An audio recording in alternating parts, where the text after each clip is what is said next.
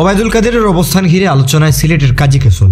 5 August সরকার পতনের পর ক্ষমতাচ্যুত হওয়া আওয়ামী লীগের নেতাকর্মীরা আত্মগোপনে চলে যান। সুযোগ বুঝে অনেকেই দেশ ছেড়ে পালিয়ে যান।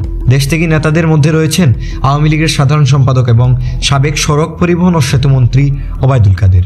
অথচ ক্ষমতায় থাকা অবস্থায় দেশ না ছাড়ার বলি উড়ানো কাদের বলেছিলেন, পালাবো না, প্রয়োজনে ফখরুল সাহেবের বাসায় উঠব। পালাবো না, প্রয়োজনে ফখরুল সাহেবের বাসায় গিয়ে উঠবো। উক্তিটি ব্যাপক আলোচনার জন্ম দেয়। কিন্তু সেই কাদের উঠেননি ফখরুল সাহেবের বাড়িতে, পালাতে গিয়ে উঠেছেন সিলেটের এক শিল্পপতির বাড়িতে। সিলেটে আত্মগোপন করে অবস্থান ও দেশ ছাড়ার বিষয়টি ব্যাপক আলোচিত হয়েছে সামাজিক যোগাযোগ মাধ্যম ফেসবুকে। সামাজিক যোগাযোগ মাধ্যমে বিএনপির কয়েকজন কর্মী সমর্থক এ নিয়ে পোস্ট দিয়েছেন।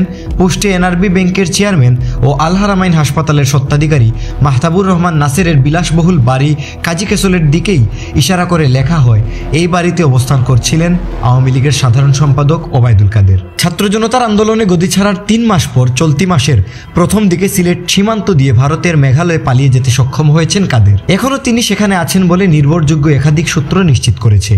শুধু ওবায়দুল কাদেরকেই ঘিরে নয়, 5 আগস্টের পর কাজী কেশল আওয়ামী লীগ নেতাদের নিরাপদ আস্তানা ছিল বলে আলোচনায় রয়েছে।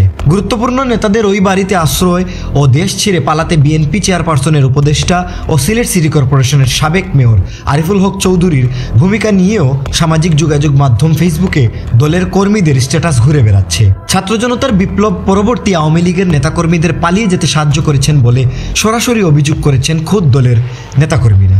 নাম প্রকাশে অনিচ্ছুক বিএনপির একটি সূত্র দাবি করে, সিলেট হয়ে যেসব আওয়ামী লীগের নেতাকর্মীরা দেশ ছেড়েছেন তাদের নিরাপদ এক্সিটে বিএনপি নেতা আরিফুল হকের বিশাল ভূমিকা রয়েছে। ঘটনাটি আলোচনায় আসার পর তদন্ত নেমেছে গোয়েন্দা সংস্থা। পাশাপাশি ওবায়দুল কাদেরের সিলেটে অবস্থানের বিষয়টি নিশ্চিত হতে বাড়িটির 2 মাসের সিসিটিভি ফুটেজ সংগ্রহ করেছে সরকারের একটি গোয়েন্দা সংস্থা। এনআরবি ব্যাংকের ব্যবস্থাপক পীযূষ কুমার সরকারকে নিয়ে সিসিটিভি ফুটেজ সংগ্রহের বিষয়টি আলোচনায় রয়েছে। যদিও এই কর্মকর্তা সিসিটিভি ফুটেজ সংগ্রহের বিষয়টি অস্বীকার করেছেন। ওবায়দুল কাদেরকে সিলেট কাজী কেশলে নিরাপদে রাখা এবং তার দেশ থেকে সহযোগিতা করেছেন এনআরবি ব্যাংকের আরেক ভাইস চেয়ারম্যান, এমনও গুঞ্জন রয়েছে। একাধিক সূত্র জানায়, ব্যাংকের ওই ভাইস চেয়ারম্যান সাম্প্রতিক সময়ে যুক্তরাজ্যে যান। সেখানে 3 দিন অবস্থানের পর সৌদি আরবের জেদ্দায় অবস্থান করে নভেম্বরের 2য় সপ্তাহে দেশে ফিরেন। 11, 12 ও 13 নভেম্বর তিনি সিলেটে অবস্থান করেন। তার এই সিলেটে অবস্থানকে রহস্যজনক হিসেবে দেখা হচ্ছে। ধারণা করা হচ্ছে তিনি ওবায়দুল কাদেরকে সহযোগিতা করতেই সিলেটে এসেছিলেন। তবে এনআরবি ব্যাংকের লালদিঘির পাড় শাখার ব্যবস্থাপক পীযূষ কুমার সরকার ব্যাংকের ওই ভাইস চেয়ারম্যানের ওই সময় সিলেটে অবস্থানের বিষয়টি সম্পর্কে জানেন না বলে জানিয়েছেন। তিনি বলেন, সর্বশেষ 3 মাস আগে স্যার সিলেটে এসেছিলেন।